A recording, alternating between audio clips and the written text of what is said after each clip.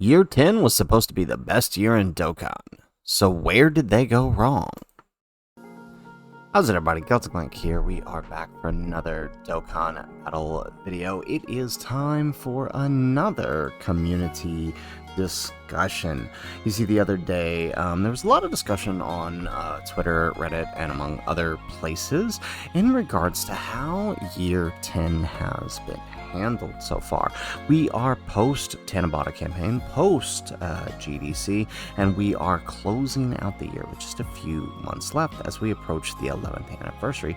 There's been a lot of peaks and pitfalls throughout this year, so I decided to push out to you guys another big question. That question is, where do you think year 10 went wrong? Despite all of the good that's come this year, do you think anything has gone bad, or has it been the best year in Dokkan? So with that, we're going to dive on in and we're going to look at all of the responses that we got from various different people. Shout out to every single person here who took the time to respond. This is actually one of our biggest responses yet, and so I hope the video, you know, the people who responded take some time to take a look at the responses in the videos. I love doing this because we get really a good chance to just kind of see, you know, rather than, you know, looking at people's opinions and bashing their takes or whatever. You know, those are, you know, hot takes can be fun, but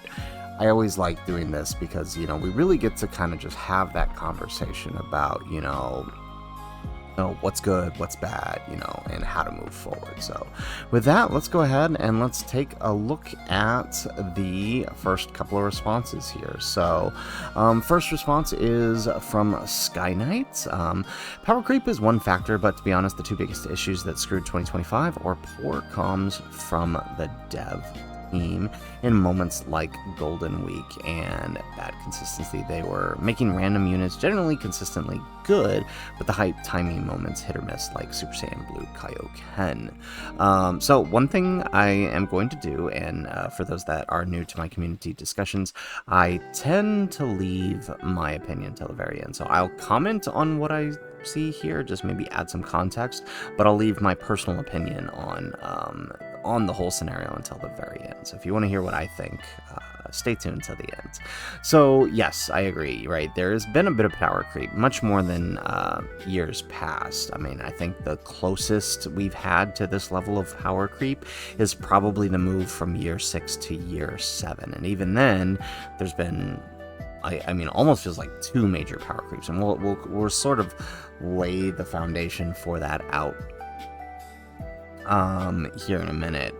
But yeah, basically 10th anniversary in GDC laid out 2 major power creeps, and then, right, the consistency with units. Some units have been good, right? I think the punching bag for this year has been, you know, Blue Kaioken Goku and Daima Vegeta being somewhat subpar for the hype moments that they represent, compared to other units that were being released this year. So I definitely feel like what Sky Knight is saying here. Moved on, AGL Vegito Blue. I think the combination of Anniversary and GDC power creep is slowly making the game be lackluster than it used to for a lot of players. Units don't come out in elite power or fall off so quickly. The big numbers also feel unimpressive now with how fast they got throttled upwards. Yeah, I definitely see what he's saying there towards the end. If you guys remember, like, you know, it was impressive seeing like 70 mil shootout, or even, you know, once AGL Gogeta came out, seeing 100 mil shootout during 10th anniversary.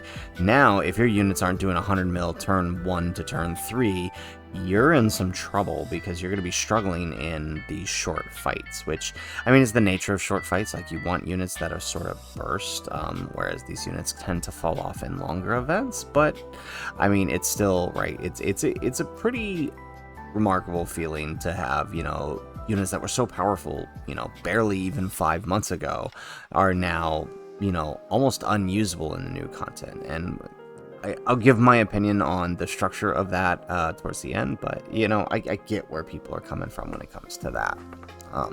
Moving on, good friend of ours, Shadow here. All right, been a member of the channel for a while now, but he took the time to respond here on Twitter.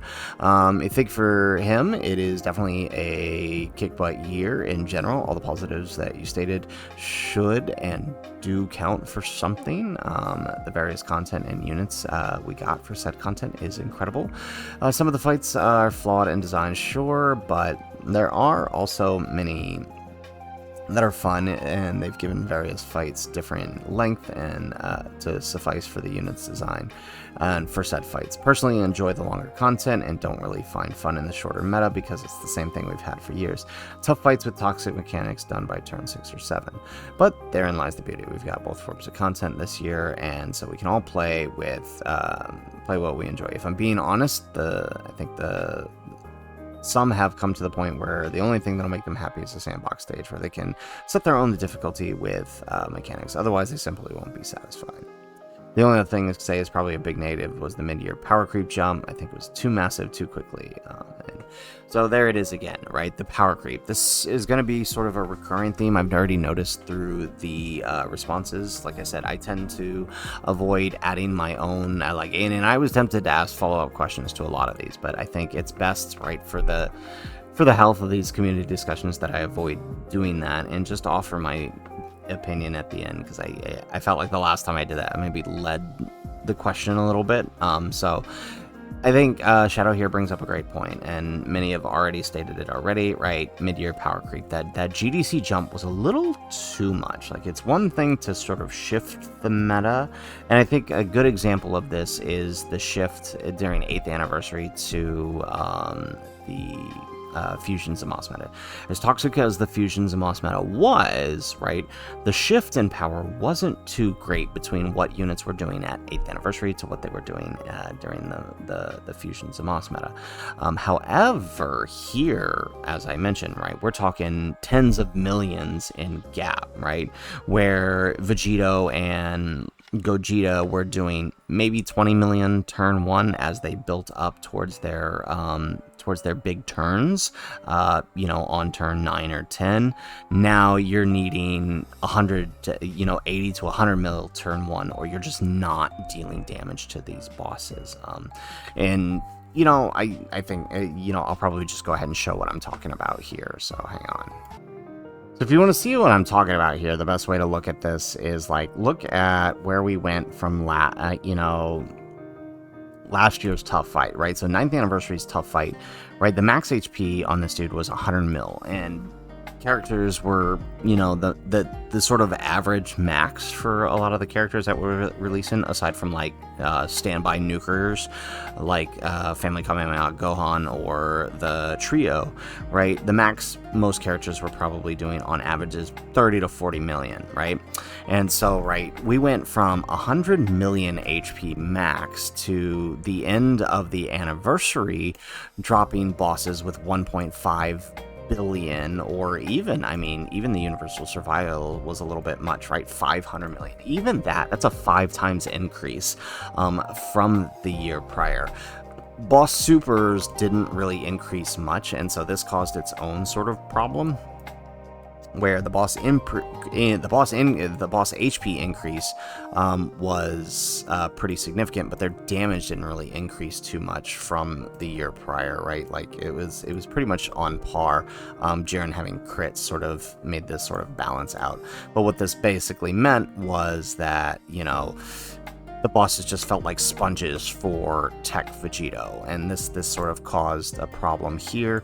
And so in order to compensate that, when we jump ahead to 6 months later, now we have bosses with 400 million on turn 1, but now dealing, 3 times as much damage, right? It's kind of crazy. And they build up from there too, right? We've seen what Goku Black does when you let him build up. Same with Gogeta in that.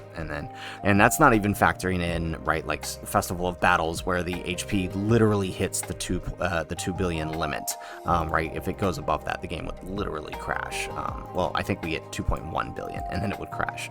But yeah, so the game, Now, granted, this is a little bit more fair because you got 70 turns to get to this, but still, it's kind of rough. But so it's a huge increase from the year prior, and then shifting it, right, where, you know, you could build up to this over 70 turns, or you could build up to this in 10, you know, 7 to 10 turns or so.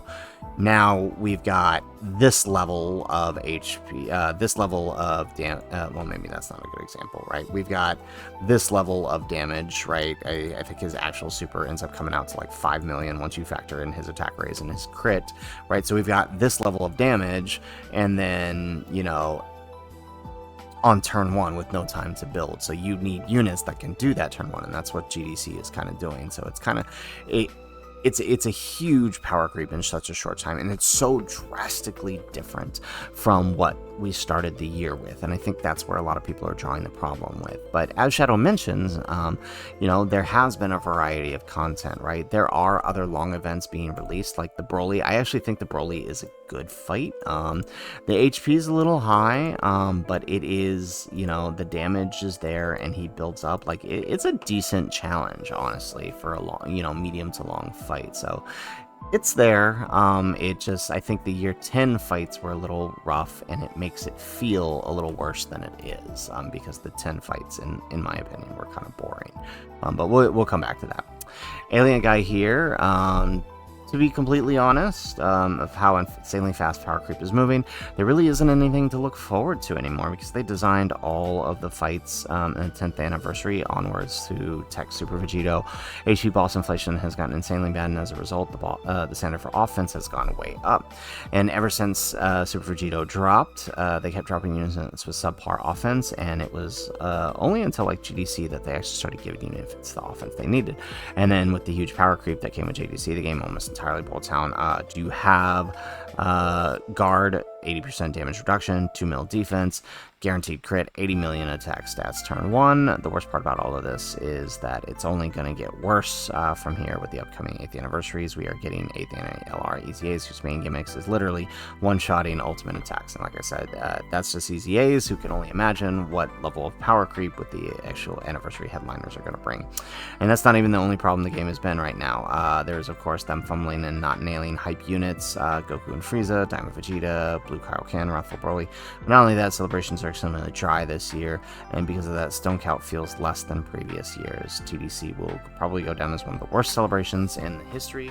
Only one 30 stone EZA, subpar, sub EZA, and super EZA throughout the entire celebration. Unit quality is just not there. Gogeta makes the team building a headache.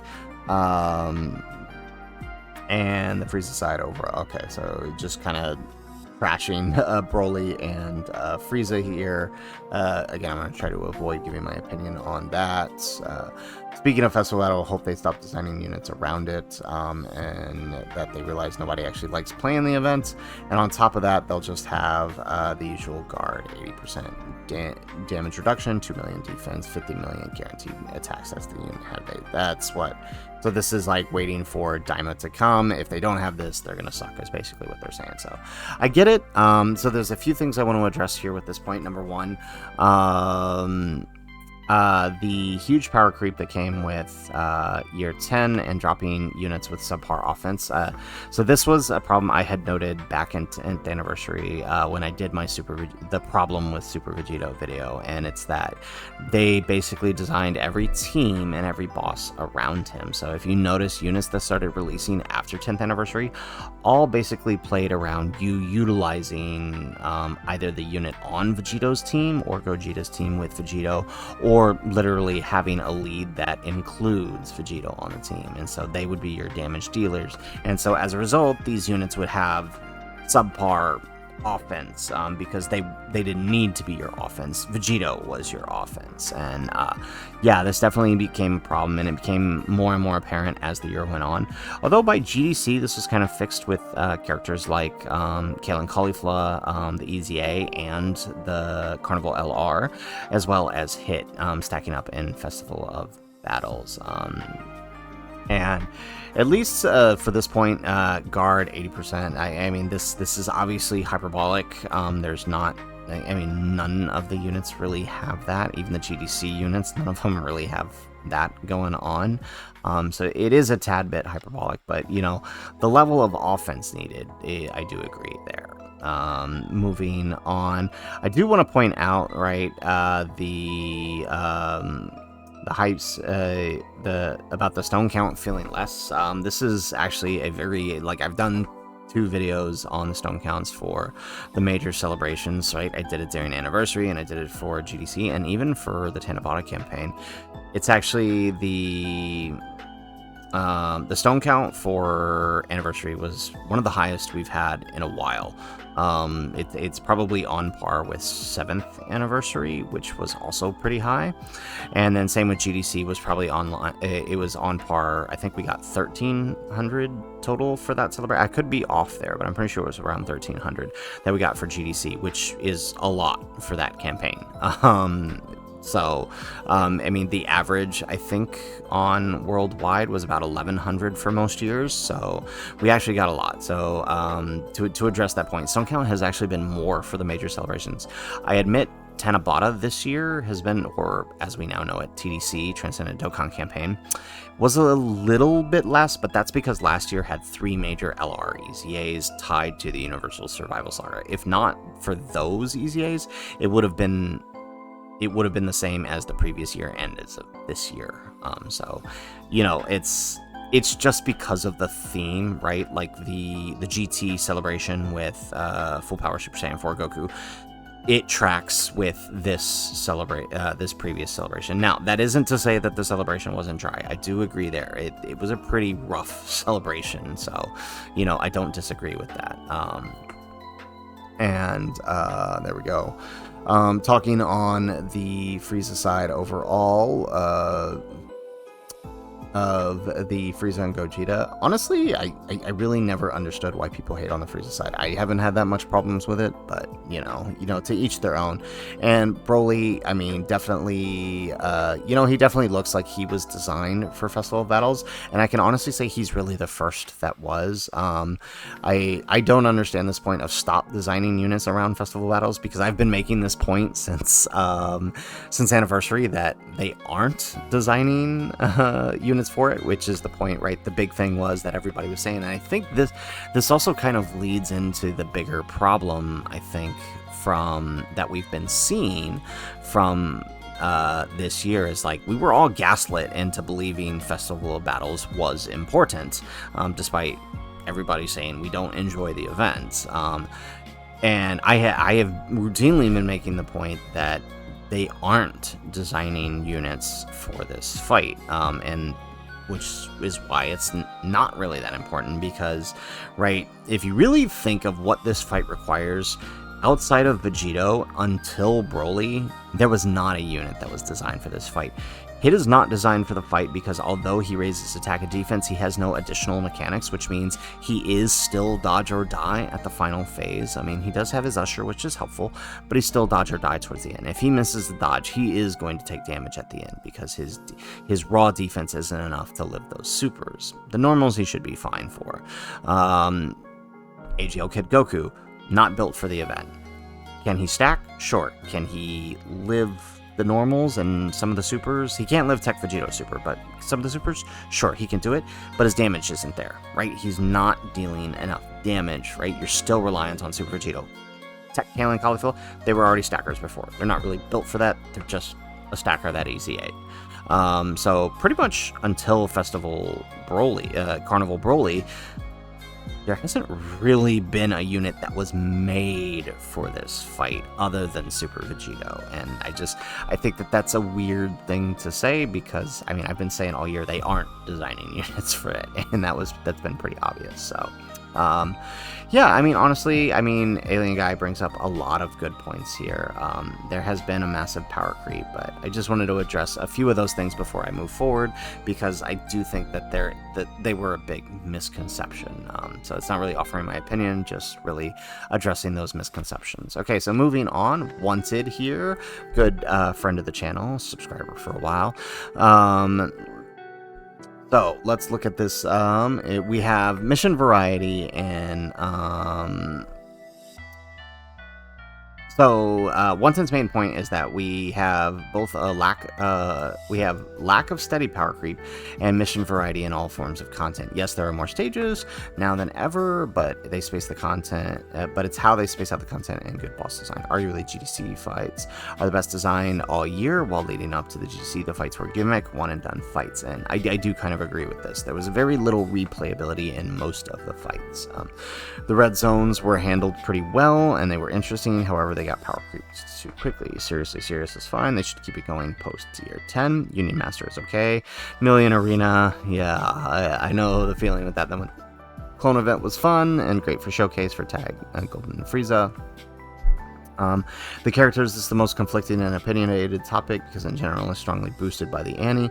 However, some of the characters were designed. 10th anniversary characters were a mixed bag. Kid Goku was good but unhyped, and Blue Kaioken and Tao killed the game. Of course, I love that. All right, we'll address the Tao killed the game thing towards the end, but yeah, I mean, there's a lot of good units, but not really hype choices, and vice versa. Hype units, not really good kits, right? Then we get to GDC. We have Super Saiyan 4 Gogeta, and his animations probably will never be beat, in our opinion. It is one of the best animations in the game's history. Omega is one of the best design units in the game's history. Blues are arguably number one. Goku, Black, and Zamos are misunderstood because no one read their kit. That's funny. And Tag, Goku, and Frieza are a very, very fun tag. So, yeah, I mean, a lot of good points here. I do kind of agree, right?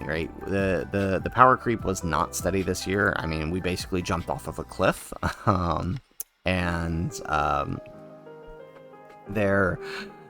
There have been a lot of fights that are well designed, but there also have been a lot that are pretty gimmicky, one and done. So definitely see what Wanted is coming at here. So we got our boy Joe saying here with a lot to say. So let's see. As a content creator, feel our opinions are slightly obtuse to the general player, and it shouldn't reflect the actual state of the game. As really casual and normal players, would have a different experience for us. So this is a good point to notice, right? As somebody who creates content and pays for the game, just like Joe San and many other that you will see here, right? This our experience can be different, but I mean that doesn't devalue the opinion, I think. So that being said, as content creator, the player that puts money regularly can say that without a doubt this year is the least free-to-play friendly the game has ever been. Now this is an interesting take. Yes, the Rose clones are great, but they aren't surviving the 10 million damage plus. 10th anniversary meta curve has essentially repeated the 7th anniversary with the introduction of Red Zone back then, and now damage ceilings being 9+ million range. Now we are getting units that do not perform well in various forms of content, and we are getting more units that are dupe reliant. This is a good point that I don't really think many have brought up here, is that, yeah, a lot of the units I have been noticing really require, at a minimum, that's 69%. Moving on, the variety of different types of fights and restriction has skewed the view of the game meta now due to the large variety of fight. Many new units will not perform or do well in festival battles versus, say, Pure Saiyan's Red Zone and vice versa. I do believe that after many attempts at festival battles, that dupes on the units with stacking capabilities do matter. It's not impossible with 55% units, but a large difference is in play due to stat difference due to the long form time grind. Other areas of content are still much more 55% friendly, but it's still very rough, right? It's not limited to festival battle focused units. It is pure the fact that damage and defense have gotten so large now that dupes are making a bigger impact. It is also showing in the skills that used to be irrelevant, such as type advantage boost and skill super attack skill boost. The biggest celebrations this year, the 10th anniversary itself and the replaced worldwide campaign, which is now GDC, was the biggest impacts as far as the game and changes go. Few units have made big splashes such as Tau, but celebrations that used to be big as anniversary like worldwide have been well dulled down, such as Golden Week. Questionable new events such as Million Arena arguably is the first true pay-to-win part of Dokkan Battle in recent memory. It was practically, if not completely impossible to hit top rating without the new LRTN that was introduced. So with the meta curve and downplayed celebrations compared to previous years, new events that demand brand new units in a limited time, virtually no free-to-play options aside from one set of units that still require a new unit. Yes, you can see the perception of this year being terrible, if not an easy reason to straight stop playing due to the surge of requirement of new units for majority content. Paying players and content creators have no issue, other than probably spending more money for getting and actually getting a challenge finally. That being said, this is a gacha game. It will have its ups and downs. Meta curve years are typically the most controversial because younger, literal new age and new players and non-paying players will have a harder time. So veteran players and paying players are thriving, being forced to spend money. It is a very mixed year, and all based on how much time, money, and dedication you put in. As a community, we should understand the difference, but usually the internet is too loud to understand anything. All right, so Joe makes a lot of great points here. Some I do agree with, and some I might try to push back on. I will say that the Rose clones are... I do want to push back on the Rose clones, right? Because on the right setups under Omega or under even Rose himself, right? You're really using them in fights where debuffs are happening, right? That's their goal. That's where they're designed to be. So if you're using them outside of that, I think that's where people tend to see problems with them. But this also addresses the point that he was making, where, you know, too many different types of fights with restrictions and too many different types of fights designed around specific characters has caused a problem. So I think Joe makes a lot of great points here. I don't think, unless I'm misreading here, I don't think WWC has been dulled down. In fact, as I said, like the replacement GDC is probably one of the biggest variations of the worldwide campaign that we've had in a while. So I do want to push back a little bit on that, in that, you know, GDC this year was actually a pretty large campaign. There's no part 3. Well, I mean, there was kind of a part 3. It bled into August and then into the August Dokkan Fest, but I mean, it was still a pretty big celebration, I think. So I don't really think that there's... I don't think it was as dulled down. I will agree that Golden Week was kind of rough this year compared to previous years, but I wonder if that had more to do with the shifting of GDC and putting the focus there, as it was now much sooner than it was before. So the million of Arena, of course, we all know, we've said this from the beginning, right? If you wanted to score, that was very much a pay-to-win event, so no arguments there.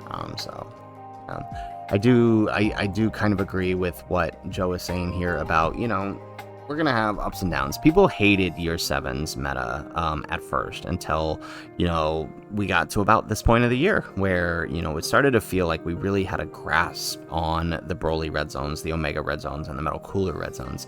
I think what makes this year worse is, right, the stuff that was introduced at Anniversary has basically been made irrelevant by the stuff that was introduced at GDC and beyond, aside from Festival Battles. And I think that's what makes this feel a little bit worse than Year 7, I think. And because, right, if it were a true sort of meta curve, right, shift, we wouldn't have shifted so far in the other direction as we did here, right? We basically completely invalidated the Year 10 fights. That I think that's where a lot of the frustration comes, because they were already kind of like, they weren't bad fights, but they were definitely limited replayability unless you were a content creator. So, all right, great points from Joe here. Moving on, let's see who else we got. Oh, we got a whole bunch of responses here. So Ultras, all right, in terms of the main celebration, is better than other years. The format of the 10 year is better. Dokkan Day, a lot of events compared to last year, and you literally get free units for the anniversary. Non-main celebration carnivals became double rates for now, and not just in December. And in terms of TUR, worse than last year. Okay, so just comparing the TURs, Vegeta and Frieza are equal. I'm not sure which Frieza he's comparing it to and which Vegeta. I guess Diamond Vegeta and First Form Frieza he's comparing them to. Alright, Android Vegeta, Episode 1 Goku, Android Vegeta is greater than... I think, so this is definitely personal opinions, because I would definitely agree with some of these, but in terms of who's greater than who and the impact that they had, but yeah, honestly, I think I know the reason why. 2023, Dokkan sucks, and one of the worst periods. 2024 got 100 times better, and plus the anti-start with new characters in the game. 2024 did everything better than 23, whereas 25 did something better than 24, but some things worse. It isn't a full upgrade. Yeah, definitely agree there, right? I don't know that we did better than year 9, so I definitely agree there. So great points, and like I said, I would definitely probably argue against some of these placements here in year 10 versus year 9. I don't think Android Vegeta is better than Kid Goku, right? Maybe hype level, Android Vegeta is better, but Kid Goku is definitely, as a unit, relative to the content, Kid Goku is definitely the better unit here. Alright, so moving on. Alright, Mystic. Alright, the game being the least fun it's ever been, and a combination of both unit kits and content, specifically units like the Year 10 Super Gogeta, Super Saiyan 2 Gohan, and even Super Saiyan 4 Gogeta. I feel like they all got neutered, so they wouldn't be too good for no reason. 2024 was the best year in the game, and had hardly any of the major units felt like they held back, except for LR Jiren and STR Super Vegito. What they did for the Year 6 LRs compared to all other Year 10 EZAs is just such a huge difference. I think, yeah, I kind of agree with Mystic here, right? The Year 6 were so, EZAs were so drastic, like they made them too, especially UI Goku, they made them too good, to the point where like even UI Goku is usable right now, despite this massive power creep, because like his defensive mechanics are just so great. And it does feel, I do agree, it does feel like some of the EZAs have been held back on.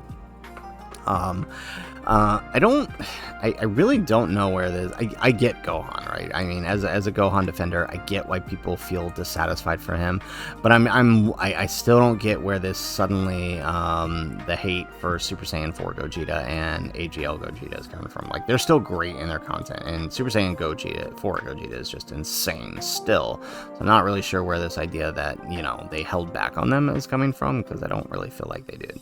The Gogeta is obviously designed for long content as a support unit, so yeah, I'm not too sure on that one, but I do agree that there are units this year that definitely look like they've held back on. I just don't know that I agree that it's them. Moving on, Mia here. The year started strong, but it kind of got worse as things went on, especially with how underwhelming Saiyan Day, Tanabata, Golden Week were, and like 10th anniversary was a home run, GDC was pretty good, but the 3 big celebrations kind of sucked. Okay, yeah, definitely see that. Now, there is a common thread between these 3 campaigns for why they feel not as good, and I'm going to kind of talk about that towards the end, because I think that sort of informs my whole opinion here. Alright, so we have Vector here. The biggest root of it is the insane power creep. Numbers ballooned up so fast that it's hard to appreciate big numbers at all. The first half of the year was also plagued by super unfun fight designs, like woohoo, Fizz Gohan did 100 million attack stat, and didn't even do a quarter of the boss health. And so this is kind of what I was talking about, right, where the HP sort of ballooned up with Vegeta, or with Jiren, like, yeah, alright, you built up your Gohan, you can deal 100 mil, and you've done 1/5 of Jiren's health with that active skill, and that was 100 million damage. Like, it felt kind of unfun to see that, and then you did nothing. Now, the spark of going into insane runs hit for a while with the Rose Masu fights in GDC, but mostly exhausted interest there on that fight, and left with pretty much nothing. There's not really much room for shenanigans in the Goten, Trunks, and Gohan fight. And another issue is how boneless most of the releases feel. It's not even that they're bad, it's just the massive majority of them don't really have any cool things or situations that inspired to chase after them. Most of the 10th anniversary is like this. Pretty much all the non-DBTURs were like this, and despite the damage numbers tripling, it feels rarer than ever to have a units do that this to have those, yeah, this unit is so awesome moments. You feel like the only units you really get that were the 10th anniversary units for a while, before Vegito, Auto and everything got old, the DFEs, and the GDC units. It's not really even a matter of their goodness. Like STR, Gohan, and Piccolo are one of the favorite units, and I'll admit that had serious issues, but they also enable some of the socket setups and drop some of the most jaw-dropping turns on the table, and you just feel like there's not that much anymore. Okay, yeah, I definitely get where Vector is coming from. So to understand where Vector is coming from, you kind of understand, like, he's really about doing challenge runs with specific setups. Obviously, he's got sort of a bias towards TB Saga, and there's nothing wrong with that.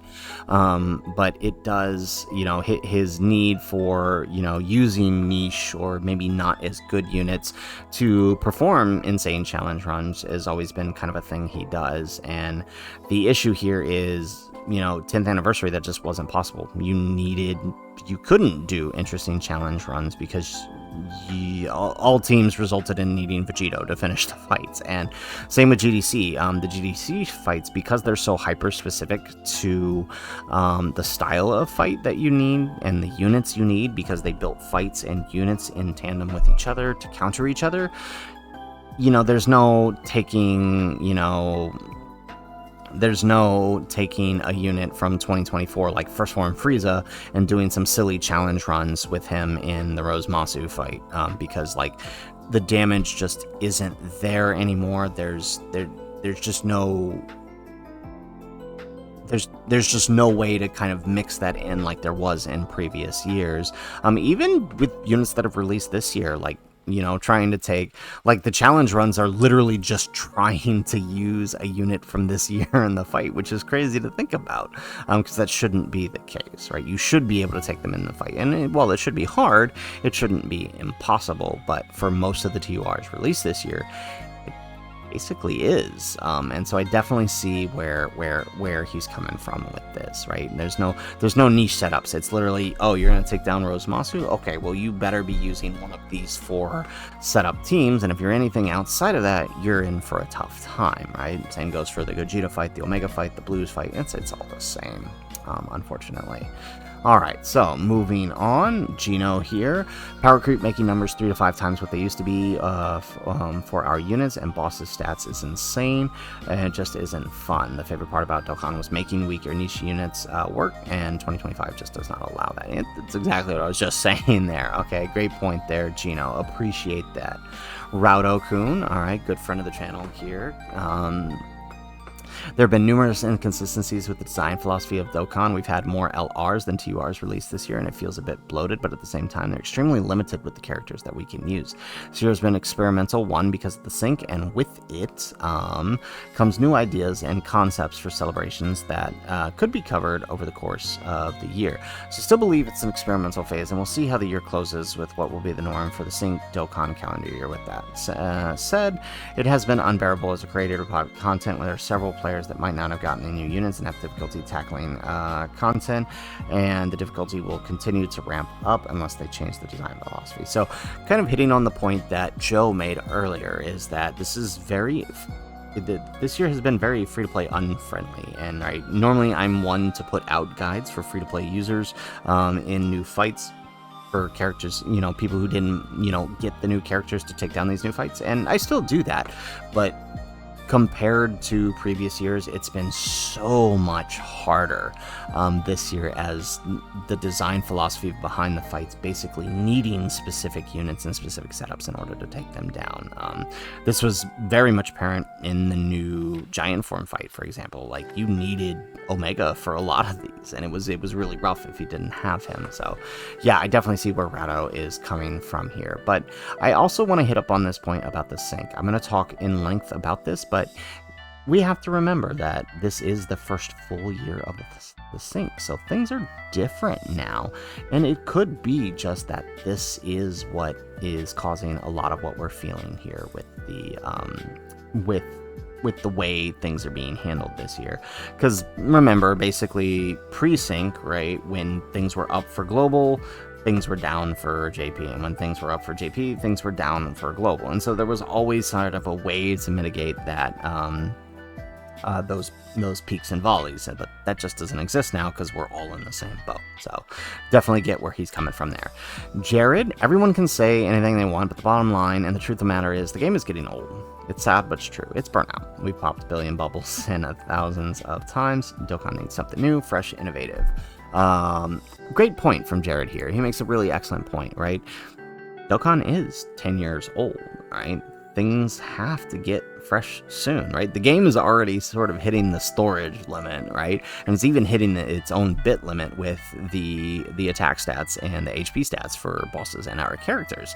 So yeah, I mean, something's got to change soon. And we do know from the fan meetup that happened earlier this year that there are some changes coming, and they seem overwhelmingly positive. But this comes back to an overall community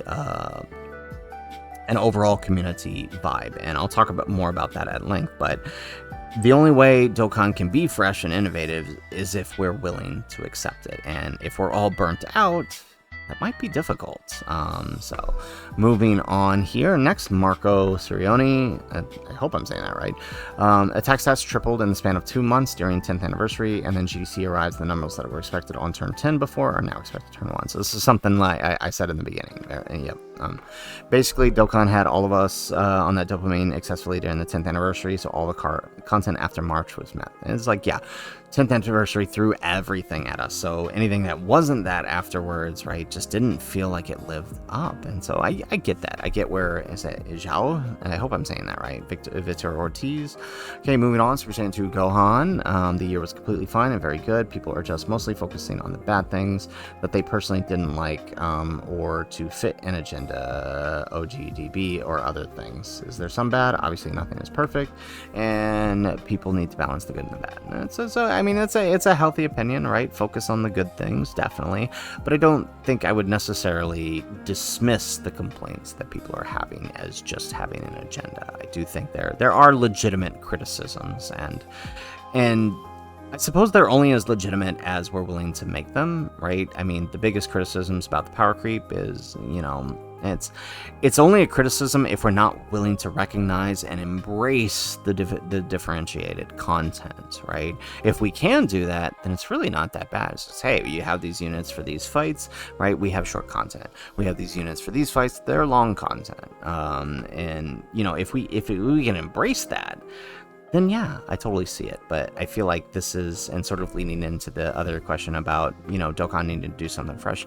If we can't embrace that change of having two styles at the same time, it's going to be hard to move forward. Moving on, is that Nuno? I hope I'm saying that right. So Transcendent Dokkan campaign, EX Tanabata, the Golden Week were maybe the weakest celebration on the respective time slots. And there's the fact that we are in the off season. This is the dry season for Dokkan, so it amplifies the negative sentiment. So I do agree.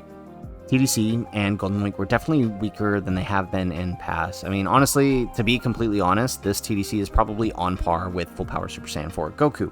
However, Full Power Super Saiyan 4 Goku himself holds a lot more hype than Golden Frieza and Gogeta. I'm sorry, for me, he does.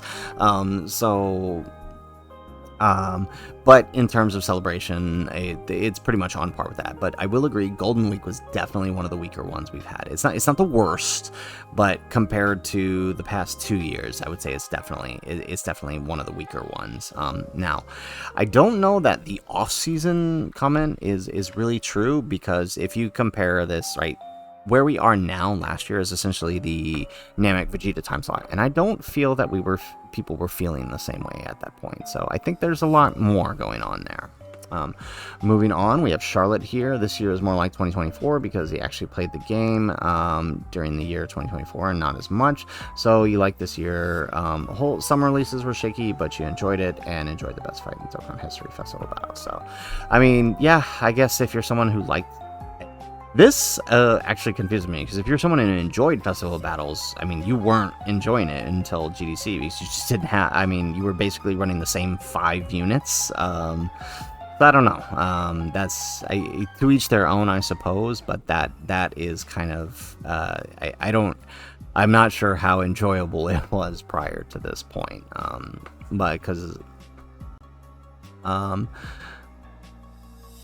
Nuno Cabri, Did we not just have this one? Oh, I see it. It split up their replies. Okay, so this is the best year in Dokkan so far. We've had some lows, but the growing negativity just spawns from the overall growing negativity in society. Oh, that's a bit much to say, I think. Yeah, I wouldn't dismiss people's criticisms as that. I think there are valid criticisms of what has happened this year. But I do agree that I think, as somebody else had mentioned, part of the growing negativity could be attached to some level of burnout. But I don't think it's anything beyond that, and I do think that there are valid criticisms.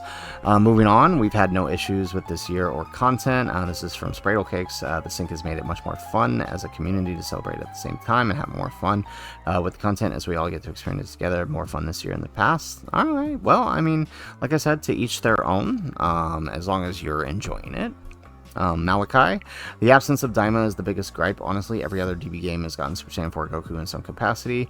I also think that Dokkan lost a lot of steam after the 10th anniversary free character giveaway. One of the best things the mobile game has done, but it made it hard to follow up. Yeah, it's like, so I'm going to talk more about this, and I kind of already talked about it with the Vegito problem, right? That free giveaway, as amazing as it was, came with strings attached, and we'll come to that towards the end. All right. Jedi Slays here.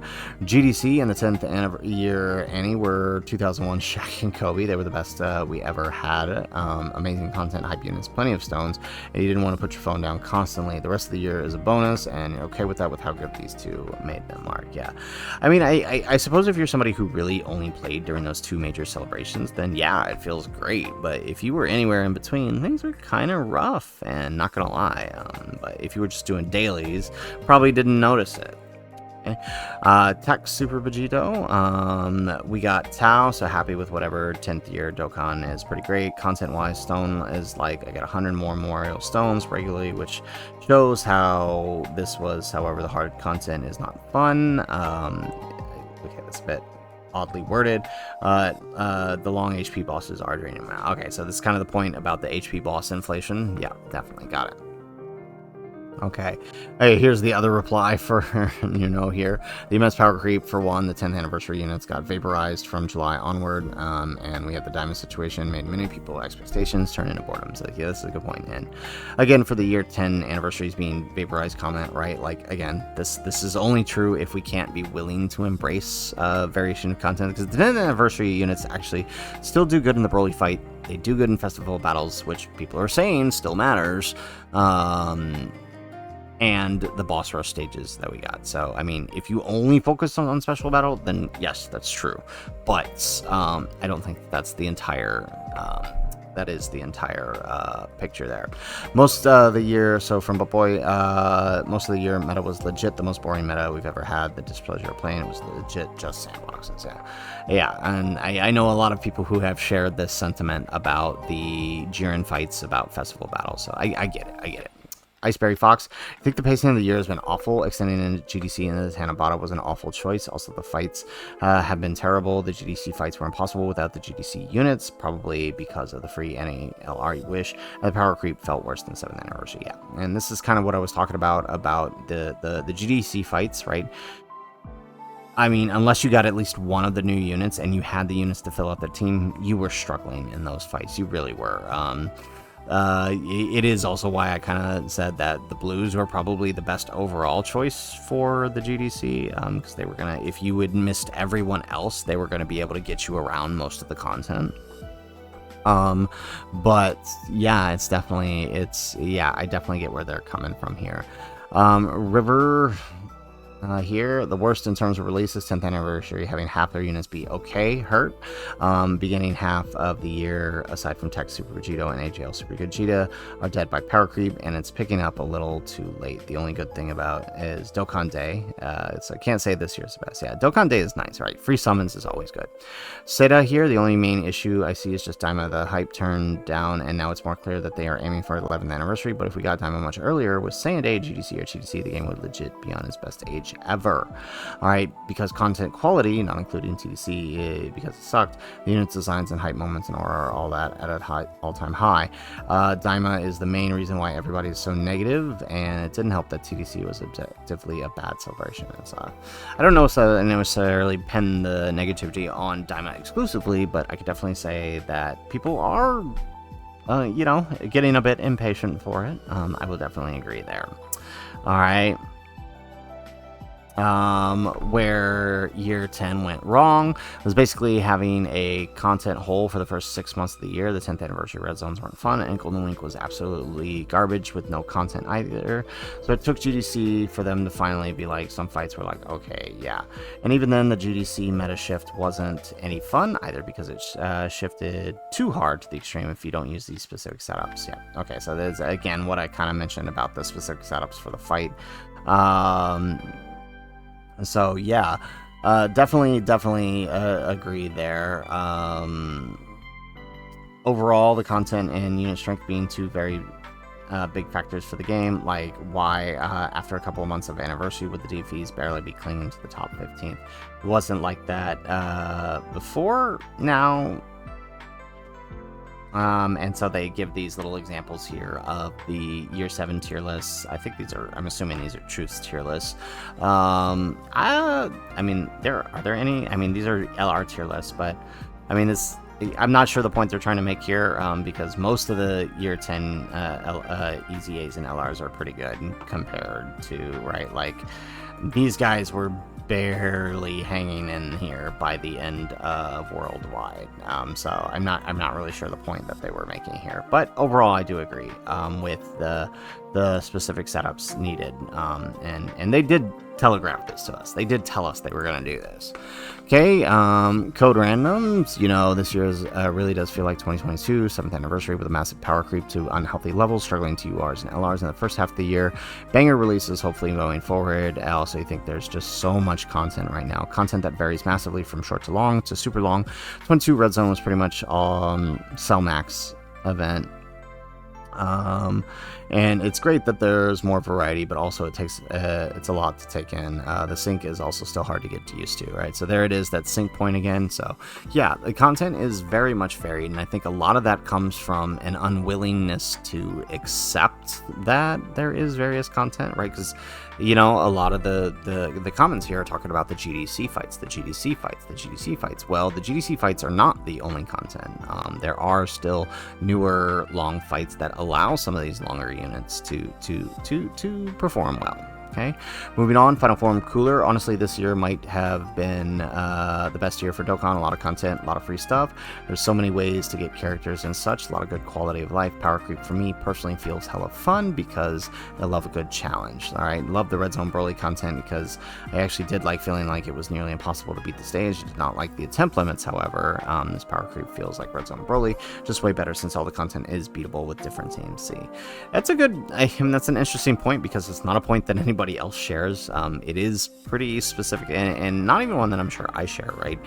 There's some variation to the different fights, but not much. And lastly, this type of mindsets that you only see on Twitter. People love to doom post and say stuff that, oh my god, this sucks, I hate the game, instead of deleting the game. So I have to kind of back off there. Yeah, I don't agree with that. I think, as I said before, there are valid criticisms of where things have gone wrong. But I do agree here that, you know, the challenge can be fun. I agree with that. Okay. Moving on, biggest blurus. GDC and 10th anniversary carried the year hard. Arguably number 1 and number 2 celebrations of all time. Golden Week and Tenabata placement were horrible. Probably some of the worst ever. So it's kind of funny. We have the worst and the best in the same year. Although I do think this Golden Week was probably not the worst. I think Kaioken just makes it feel like it is the worst. And all of the celebrations in between were okay to good. Nothing stood out as being horrible. So not Dokkan's best year, but definitely top 5 as we got the 2 best celebrations. So that's fair. That's fair. Okay, YTK here. This is still a good year for Dokkan. The boss power creep has sapped the fun out of the game for me. Relying purely on dodge or getting one shot otherwise isn't fun, and that's what all the GD content has felt like. This is especially true if you're still working with like low duped units, as Joe had pointed out. The second biggest issue is the gap between TURs and LRs. It definitely feels like LRs are stronger by a big gap, and it's even more obvious if you try to rank units, while before there were at least a couple comparable TURs. Yeah, this is pretty true. There's like 2 TURs that can probably hold up to some of the LRs right now, so that is definitely a true statement. Moving on, the main issues are the insane power creep caused by Super Vegito. Love the unit, but it's clear the devs probably regret making him, and some of the fights are made to compensate for him is just baffling. The number of inflation in both enemy HP damage is just ridiculous. Special battles, specifically Omega Goku Black fights, are insanely stupid. 2, there's just so much garbage that it's like they didn't know what they were doing after the anniversary ended. Not to mention, hype characters this year were just mid. How are 3 out of the 6 anniversary headliners not talked about anymore is baffling. It's like, I'm going to come back to this point because I have a whole thing here about the anniversary unit, so I'll come back to here. But I mean, I do think that it brings some good points about Super Vegito being built around here. Alright, so summonable TURs used to go toe-to-toe with each other throughout the years this Juice the Kid. While we do have Easy A standing out, it just doesn't hit like day 1 release when Junior, 23Ku, God Goku, Fat Buu, Glorio, Tech Buhan, the Gammas, Kid Ku. AGL Kid Ku could have been one, but he just doesn't have the most in Tech Vegeta and God Goku did. So Golden Week kind of flopped, and there was no rivalry for him to battle with. So great points here, right? There's the main TURs just really didn't hold a candle to TURs from last year, and so I definitely agree there. Bob, we were so hyped for 10th anniversary that after a fantastic year 9, they didn't really hype it up enough with commercials, teasers, or raps like they did in the 9th anniversary. They just made a live stream and 3 new units, and that was one of the biggest things when we had too much damage power creep and tagging as being just stacking garbage with a fusion, 10th anniversary content all being boring, too long for spot outs, not having checkpoint, being able to pause the run was really crappy. GDC was almost the perfect celebration, even though we didn't get hype teasers for part 1. It just wasn't enough to save the year. So I'm going to come back to that, this point here about the commercials, teasers, and wraps, because this really forms my opinion here. So we'll come to that. So Fecto Stylus, I don't think it's the content, more that people need to get used to the sync. Pre-sync, each of the versions had something that they weren't talking about when it was dry. So I did make this point earlier, so this is I do think that this was the big thing, right? Things are different now. We are in a sync, right? You know, when global has its ups, JP had its downs, and vice versa. When global had its downs, JP had its ups, right? The celebrations were sort of mixed, but now we're all going through the ups and downs together, and it feels worse than it is there. But that doesn't mean it isn't without fault, right? And as they point out, it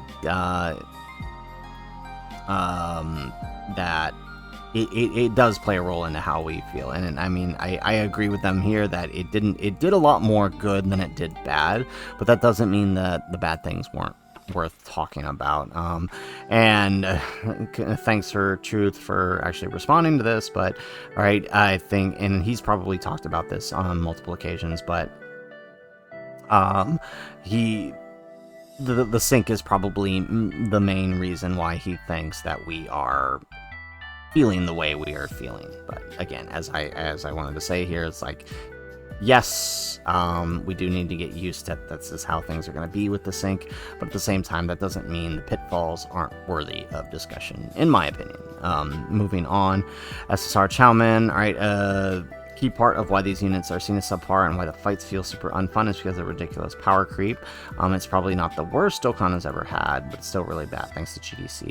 We got fights that violently crush almost every unit that came before GDC.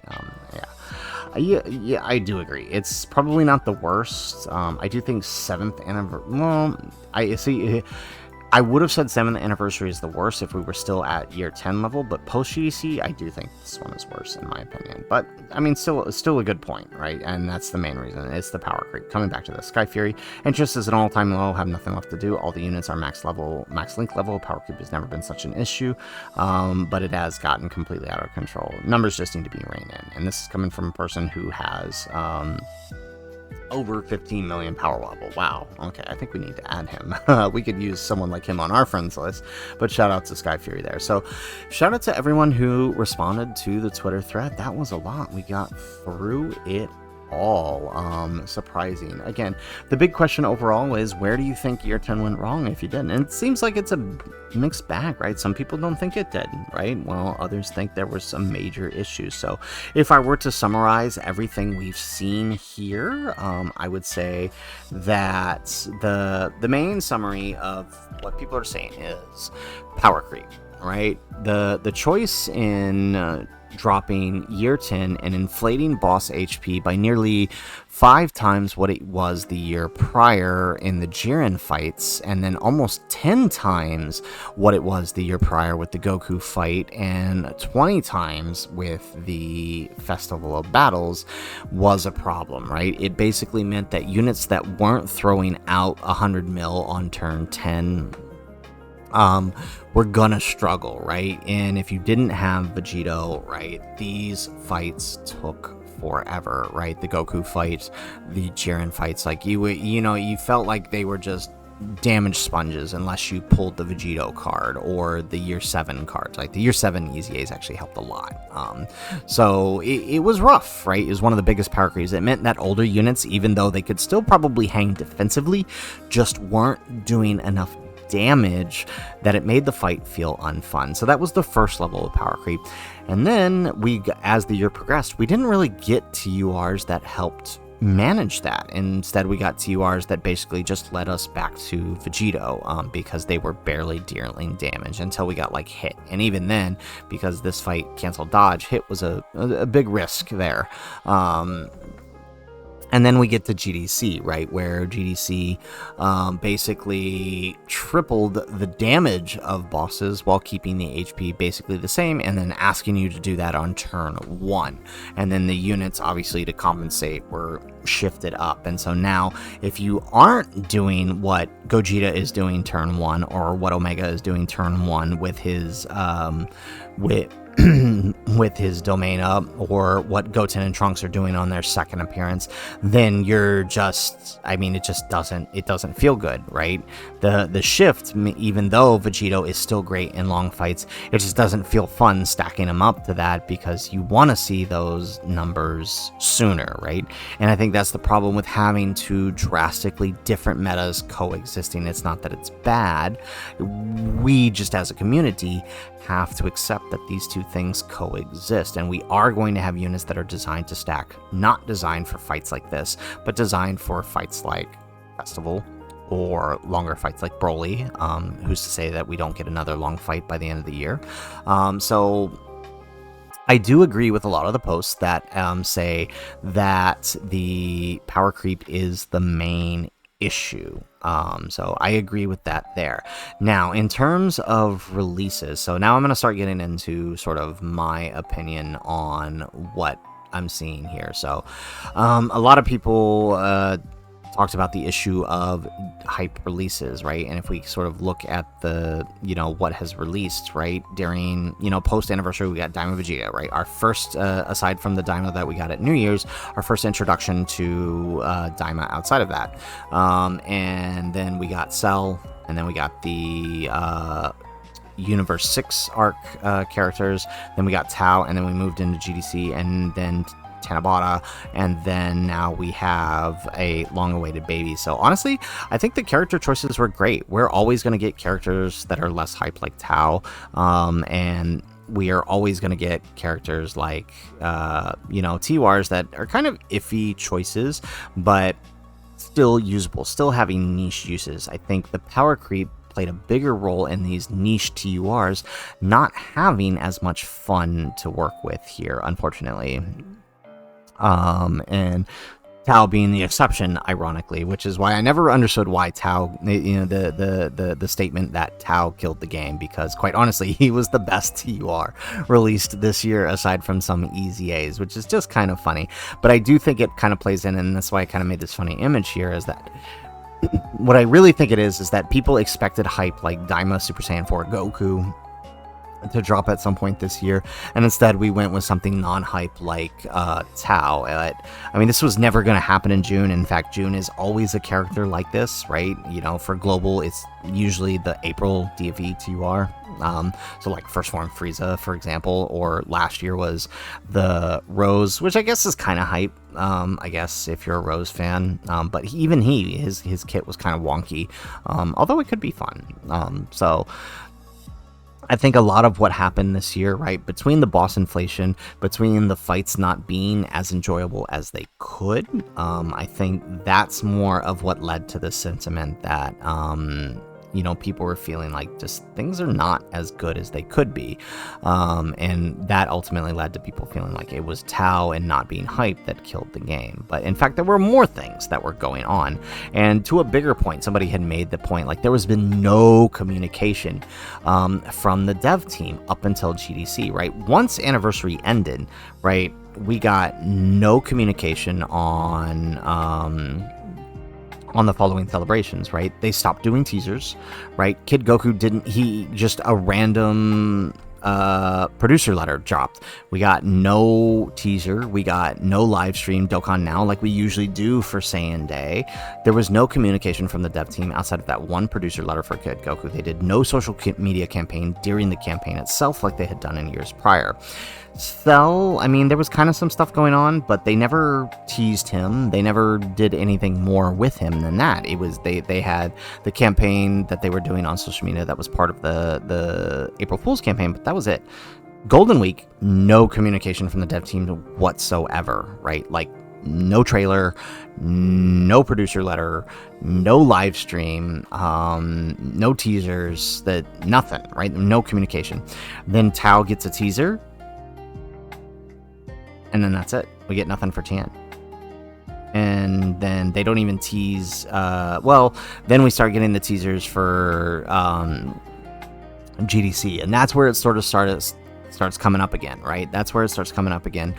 That's when they start playing up the social media. So I think the dev team being almost absent from social media for majority of the year, I think also played a huge role. Kid Goku could have had a much better reception if they hyped it up a bit more. Yes, I agree. Episode 1, not the best choice, but Kid Goku was actually a very good card, but it's overlooked due to his, him just not being as hype, because a lot of people don't enjoy Dragon Ball Saga characters, and this just is what it is, right? But I think the devs' lack of communication there is really what played into that. And then finally, right, one of my big points, and it was made, the point was made several times throughout here, was the variation in content, right? I think we as a community have a very tough time managing multiple types of content. We want, and I think this was one of the first points that we came to from, who was it? I think it was from... Who was it from? I think it was from Alien Guy, right? We expect every unit to have 80% damage reduction, chucking out 50 million guard, and not taking any damage, right? And so we expect them to be able to do that in every single piece of content. But that's never happened. We've never had a unit that does that.